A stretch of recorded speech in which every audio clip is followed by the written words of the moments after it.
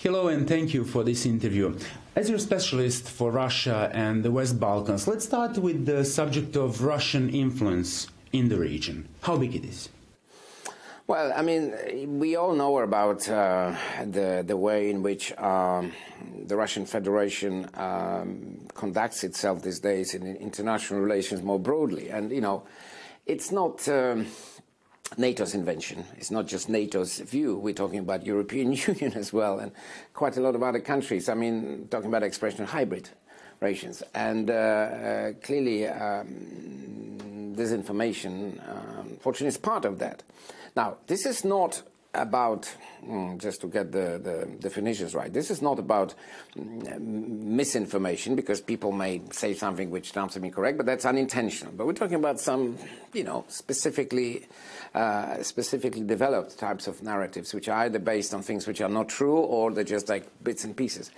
And this is very sad to see, because, you know, this does affect the way people very often kind of look at various things, and even helps them form a certain emotional approach to this.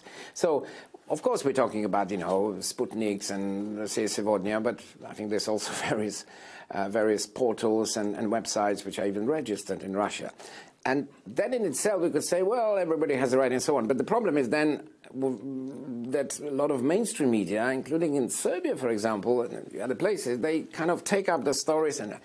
And that is why, because, you know, our agenda, say what you like about NATO, European Union, but it's pretty clear. You can criticize it, maybe we're not doing things as well, or this and so on. But there is no, there's nothing hidden. It's just the way we work. We know what we want stability, we want to work with the countries, whatever. In the case of Russia, there's so many contradictions. On one hand, we hear that they would like to support the development of the region and so on. And yet, for example, the reaction to the historic agreement between Skopje and Athens, I mean, I think he was, across the world, he was welcomed as a good example of, you know, something positive. Two countries managed to, you know, resolve a very difficult issue. And yet we had, for example, from Russian colleagues, including officials, and that was then that, well, there's something dodgy about this, and why, and then the parliament in Skopje, they're doing things under pressure. This constant sort of, you know, narrative which seems to put in doubt even the most positive developments, and questioning somehow actually almost the sovereignty, the full sovereignty of the countries, as if they couldn't decide. I mean, we believe very strongly that each country, whether it's Serbia, whether it's Montenegro, whether it's Bosnia and Herzegovina, each one may have its own difficulties like other countries, but they have their own views, they have their own interests, and they should come to their own conclusions, really. So that is one of the issues. The other things, of course, related to some other activities, sometimes described as malign influence, you know, because they involve, you know, promoting certain, you know, either political parties or individuals. It's kind of, you know, really strange that you have quite a few people who have been enticed to go and join the separatists in Donbass. You know, this is not a civil war. It's, you know, so there's quite a lot of those sides. And since we are having this interview in Montenegro, one cannot avoid mentioning perhaps the most, you know, dramatic way of trying to influence the politics in a country, which is an attempted coup d'etat in Montenegro, which there was a court verdict recently, and some people, including from Russia, have been tried in absentia. So these are serious issues. What is the Russian interest in creating instability, as we could heard on one of the panels? Well, I think, you know, I am a NATO official, so one can be accused of being slightly obsessed but with NATO, but it's the same with you. I mean, it seems to be that Russia is not very interested in having organizations such as us or you trying to implement our agenda, which, as I say, you know, we don't force anybody to do anything, but we are interested in stability. We're interested in creating the climate for, you know, investments for the normal development. We're interested in also very high standards. So there may be some very political reasons, such as, you know, the people who are currently, you know, decision makers in Russia, very often we see that they're almost thinking in certain 19th century terms, the sort of spheres of influence. This kind of, it's a zero-sum game. You know, it's either us or them. Well, again, to use an example, Montenegro. Montenegro has become a member of NATO, and now it's striving to join the European Union. It does help investors' confidence. Well, if you look at this objectively, there's quite a bit of Russian colleagues here as tourists or investors. That surely helps them as well. You know, if they own something, they can be more, you know, confident that their investments are probably secure. So it's, you know, it's not, it's difficult to understand that approach if you look at it from that point of view. So there must be some political reasons, and I think there's a certain way of looking at the regions which really reminds one of the age long gone, rather than of what the region is today. But having said all this, all the cultural links and you know, tourism, human, that's perfectly fine, and it's nobody I think has a problem, and certainly we don't have a problem because we have a lot of Russian tourists and other presence in our countries as well. One of the representatives of Atlantic Council said that Russia is the enemy of democracy. Was he too hard with that? Okay, well, and your representative perhaps have a more colorful way of, you know, the language, but that's not, you know, that's, you know, we don't sort of judge essentially countries in this sort of, you know, genetical terms. I mean, it's like, you know, I spent 5 years in Russia and as a NATO representative, but, you know, and I, of course, presented NATO's policy and tried to defend NATO's record. But one of the things which I was pretty vocal then, and I'm still ready to do it today, is I don't like myself some of those sweeping judgments. For instance, Russians are genetically whatever, history determines that they are not, democracy is alien to them. Well, it's just a sort of circumstances, and, you know, the way NATO looks at things, it's judging policies as they are, actions as they are, rhetoric, words as they are said. That is the approach, but we don't sort of try to generalize. So we certainly, because we don't believe we have enemies as such. The enemies are terrorism, instability, and you know it. But if the actions of a given country are certainly, you know, dangerous, provocative, or, you know, then of course we call them by that name. But we don't see countries as enemies. Let's go back to the region.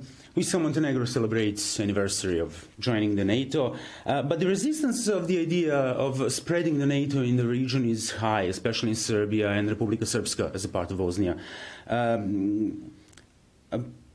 We have heard that there's a need for the whole region to be in closer ties with NATO or even integrate in NATO. Is it really possible, having in mind what's going on and what had happened? Well, I mean, of course it is possible. Of course it's possible, and maybe it's, again, you know, I think, you know, you know, one word, we often call it open door policy in NATO, because, you know, EU, that's a different organization, though the integration perspectives, I think, are very important in the whole region, and not only here, but here certainly. Because, you know, if you look objectively at what sort of requirements, whether it's NATO or European Union, in many fields, you know, standards as far as, you know, rule of law and the fight against corruption, the state of the judicial system, etc. Now, they're very much the same. And none of the countries that has gone for the path of you know, joining, or for instance like North Macedonia, which is very close, none of the things that we have, for instance, been asking to do, they are detrimental.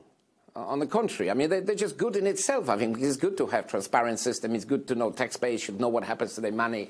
But that in no way does suggest that NATO has some kind of secret or public plan that we demand that every country in the region should join NATO. That is not the case, because we, you know, the Article 10 is very clear. It's between us and the potential, underneath the country's interest. So first, the country must express an interest and must decide of its own free will through whatever procedure it has, debate and normal political democratic procedures. That it's, but if the country doesn't, and that is the case with Serbia, you won't find us lobbying for this. You will not find NATO. If you see a leaflet in Belgrade saying join NATO is great, that's not NATO. That's a falsificate, because we just don't do that. We respect that. You know, we don't drag countries into NATO. But should it be a solution to the problem? Well, as I said, if things change in Serbia, for example. I would answer it a slightly different way. If you look objectively, at the record of enlargement. It's not expansion, because expansion suggests you make some plans, and there are no such plans this year, this country. It's all based on one-on-one on the evaluation of the country. If you look objectively, and what is the experience? Where is country like representatives, President Pacha was here, Slovenia or Croatia or Montenegro, the most recent? Well, I think it would be difficult to argue that the membership of NATO was not helpful. Now, it doesn't mean when you join NATO all your problems are resolved. That is not the case. That's not how it works. But you get a seat at the table. You, even before joining, you ask to do a lot of things which are good from the point of view of taxpayers and, for instance, relations with neighbors. Why did North Macedonia wait so long? Because NATO said, sorry, we have to resolve this issue. And they did, which is a major achievement. And so on. So objectively speaking, I think country joining it means an enlargement of a more predictable zone and more sort of stability and so on. But there are countries who are not members of NATO, who are members of the EU, so there are precedents. You know, we have excellent relations with Finland, with Sweden, for example, etc. So in other words, there's no kind of, you know, one exact model of this, and NATO, I don't think there are any plans to change the policy. We will not be pressurizing anybody. Can future European army be the way to find a solution to that problem, to override the problems that Serbia and Republika Srpska, for example, have with NATO? Well, the difficulty I have with answering this question as a NATO official is that, you know, I don't know exactly what the European army is. I mean, I can definitely speak about the NATO experience. We are a political military organization, but there isn't such a thing as a NATO army. Sometimes we even hear, well, NATO, even uniforms. Well, we don't have NATO uniforms either. What we have is, NATO is a standing political military organization, and we do have some missions. We do a lot of things together on the military field as well. But this is about a very close cooperation of individual armed forces. There are some countries who even don't have armed forces, like Iceland. You know, so that is what matters. So I don't fully understand. Now, if it's about greater cooperation between members of the European Union when it comes to greater responsibility in defense and the field, well, that's a good thing, and we fully support it. Of course, we kind of, for us, inclusivity is important, because there are some countries who are not members of EU, but members of NATO, and vice versa. So if there is a mission, there should be a right to kind of join it if the country wants to contribute. The same goes for some issues with duplication, because, you know, we have a very close relationship with the European Union. So all the efforts that, for instance, new European Union funds are available, that's a good thing, obviously, because that means we can increase, and 29 countries of EU also members of NATO. So that improves the capability, which is one of the issues we have to come to grips with NATO, because everybody knows the United States spends much more than European allies and Canada, so we're working on this. So, you know, its definitions are a bit tricky, but it depends what you mean by that. But, you know, greater effort by Europeans in the defense field, I think that's welcome in NATO and also across the ocean as well. Political instability in the region are creating from time to time, let's say, threats of some kind of different actions, even military actions, even if nobody is directly threatening with it, even if lots of key leaders in the region are saying it's not going to happen ever again, some kind of military action or a violent war. But having in mind your rich experience, what is your opinion?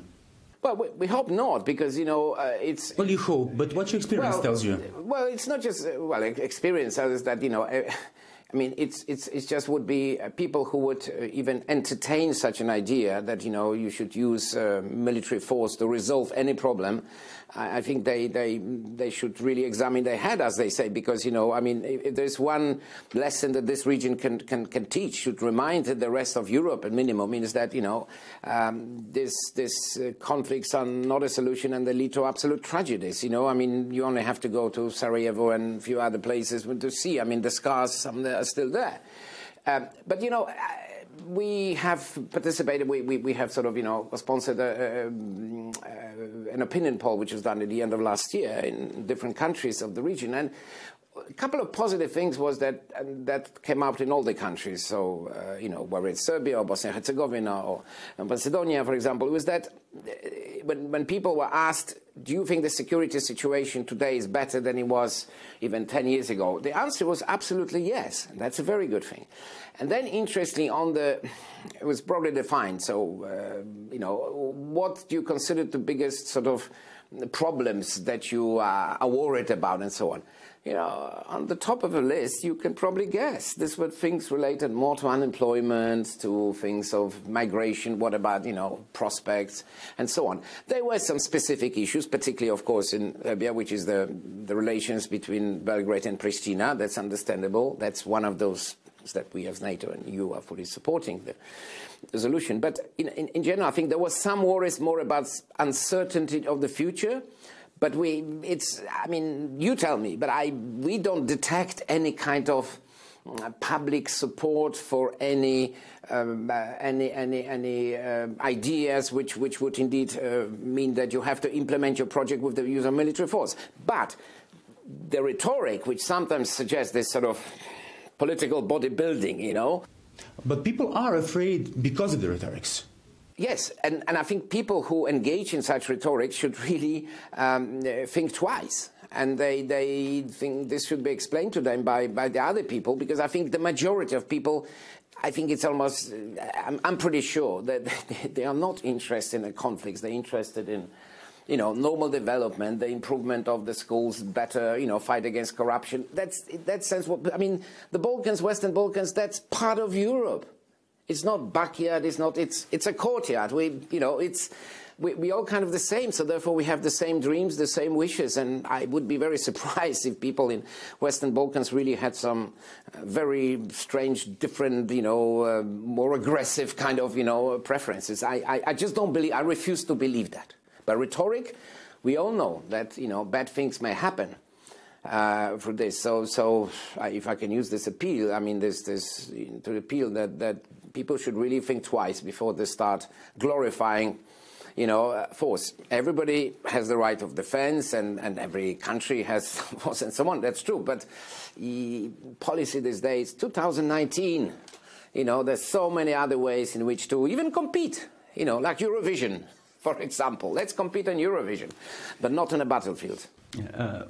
The relations between Serbia and KFOR in Kosovo, it's always been ups and downs, even if we hear statements from both sides that it's going well, they're exchanging ideas, informations, and everything else. There's a great respect. But it seems that relations that Serbia has with KFOR and NATO are declining. President Vučić said after the latest arrests in northern Kosovo that he's going to redefine the relations of Serbia to Western countries, probably with KFOR and NATO as well. How do you see it? I can simply reiterate certain facts, because they are facts. First of all, KFOR is there for a number of years on the basis of the UN Security Council resolution. That remains unchanged. So therefore, its mandate is very clear. It's about various things, broadly speaking, about helping to, it's called the third responder, but, the mandate is about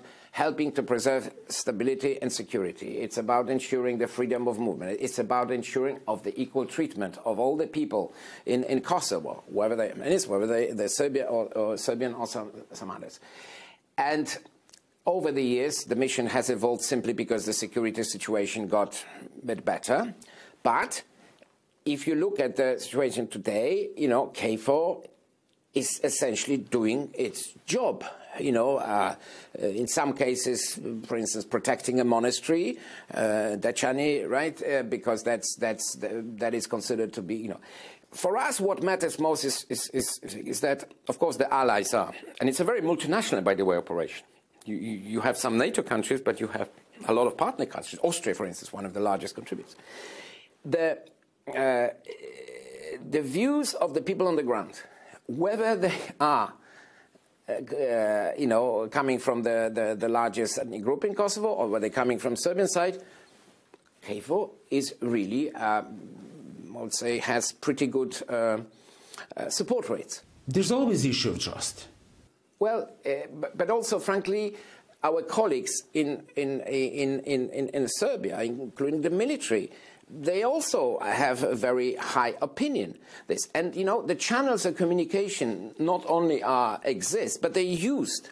So in other words, you know, we understand that of course this process between Pristina and Belgrade is difficult, and sometimes emotions play the role, and we understand, you know, we are impartial. We don't take sides, if you like, but it would we would need to hear some more concrete facts to say what is KFOR doing that is actually undermining stability, or that it is kind of unfair, or it's discriminatory. We believe the mandate is clear. The people in charge, we know the commanders are very serious people, and the forces, the soldiers from so many different countries, they're really trying to do their best their job. So we, rather immodestly, we're quite proud of what KFOR is doing, and we don't hear any real signals that, you know, its mission should be over because it's, you know, but then, of course, sometimes we hear various things which criticizes, but that can be, you know, that can be a subject of discussion as always. So if I understood you properly, do you want to say that security problems are not a military issue but political issue? Mandate of KFOR is as such, you know, it's a so-called third responder. So when we're talking about normal law and order issues, that is the responsibility of the local police, which means, and we're talking about the whole territory of Kosovo. It's slightly more complicated when it comes to so-called security forces. There are certain limitations, of course, and KFOR is fully cognizant of that, and is again strictly following its mandate. And then, of course, KFOR is the last responder in case, you know, there will be a need. So. And again, if there are some doubts, this challenge of communication, they're very quick. I mean, all this can be. And it needs to be, you know, a subject of direct conversations, and it is. So anyway, we are ready for discussing things always, and our commanders. But there is, from NATO HQ, that means 29 countries. There is full confidence in the job that KFOR is doing, and actually we're very proud of the job they're doing. But what can NATO do to change that perspective? But again, if we hear very positive opinions, we just had, there was a press tour from journalists from different countries visiting KFOR and Kosovo this week. And they, my colleague from NATO press service was them, and I spoke with him, and I said, what were their reactions? I said, well, everybody we met from different communities only said good things. Now, people then may express different views when it comes to the broader issues to do with politics, to do with relations, and so on. But that's a different issue. But you know, so in other words, we just don't see, you know, what exactly would be the right. I mean, what would need to be changed if KFOR is doing things in accordance with its mandate and it is respected, then it just needs to continue doing its job. You know, no more and no less. And what about Bosnia and Herzegovina? Do you think NATO is doing a good job there? Well, again, you know, you ask me a lot that I should evaluate NATO because that's, you know, if I say everything is wonderful, then you probably say, NATO is boasting. No, I mean, again, NATO is 29 countries, so each has its own, you know, source of information. They each have their own relationship, in this case with Bosnia and Herzegovina. We know, of course, the complicated, you know, political, it's a federal country, Dayton Agreement, and all the tragic history of Bosnia and Herzegovina. The decision which NATO, and again, that means 29 countries, took in December, is basically based on the evaluation that the time has come that we should sort of perhaps make it easier for the government, for the federal government in Sarajevo to, if you like, take advantage of those instruments which have been mentioned, like MAP. In order to do that, however, it's the country that has to present the so-called annual, national plan, in which you would outline the steps that he wants to take. So it's essentially an offer. But it seems it's not going to happen because you have Republika Srpska, which is against it. That is up to the colleagues in Sarajevo and Bosnia and Herzegovina. So maybe use the opportunity. You can do an interview with the Bosnian Herzegovina defense minister, who is here, very very respected person. So again, allies took a decision which makes it possible, but we cannot take those decisions for any country, including Bosnia and Herzegovina. It's up to them respond. We have various mechanisms which involve, if you like, assistance, and there is the NATO HQ together with the European Union. The commander is here, by the way, as well. So there are plenty of ways in which individual allies and NATO can continue supporting, in terms of defense reforms, in terms of better, helping, for instance, the officers to take part in different missions, including UN missions, and so on. So there are plenty of instruments. Now that would be an additional instrument, and we believe that would be helpful. But it's up to the country to take it up. So we'll see. Well, time will show. If things don't change in Serbia and Republika Srpska, can it be a reason for instability? Well, again, difficult to speculate because, as... I know, but I'm asking you from experience. In region and Western Balkans, let's be honest, you're a better expert. You know better what is happening here. And, this has been a place which has seen very turbulent times and conflict, but also cooperation. I can simply say what are the kind of policy features and the sort of the frame of mind which we believe from experience that works. And that is to focus on reforms, focus on the things which matter for the people living in the country. And each country, each elite, if you like, decision makers, but also ordinary people, taxpayers, can make their own calculations. What pays better? Having cooperation with the neighbors, trying to resolve different issues, try and follow the path of integration, have good relations with countries near and far, follow certain standards, etc., etc. And in that sense, I think that anything that would for me, it's simply a case of a positive agenda. And then if you look at those who, for whatever reason, seem to question the positive agenda, well, then again, people can form their own opinion. If they say that there is some other way, which way? If they say these standards are not good, well, what other standards are better? And that's, to be honest, it's also the role of the media, of the independent civil society. These questions have to be posed because that's normal. There should be a discussion, But one thing which, again, 2019, what certainly does not help if people, certain people or politicians, whoever they are, if they start talking with the language of either threats or in the language of zero-sum game. Only this, only what I believe is right, and the rest, who cares? We know it's a relatively small area. Let's not forget. People have to come to accommodate themselves, and so being positive and having a positive approach is not only I think, morally better, but actually it's more effective. Eurovision Song Contest. They all these, difficult relations and so on. But when I look closely at how the people vote, they usually support each other from the region. So I would say better the Eurovision Song Contest, approach where, the region shows a certain solidarity, because that way you can really solve. And what about economics? What about building bridges, both symbolically but also infrastructure? What about the movement of people? What about tourists? There's so many gains from the positive agenda, rather than, closing yourself and believing that, my solution, whatever it is, not spelled out, will be better. So that's all I can say on this. But the choice is, as always, with the people in the region. Thank you very much for this interview. Pleasure. Hvala.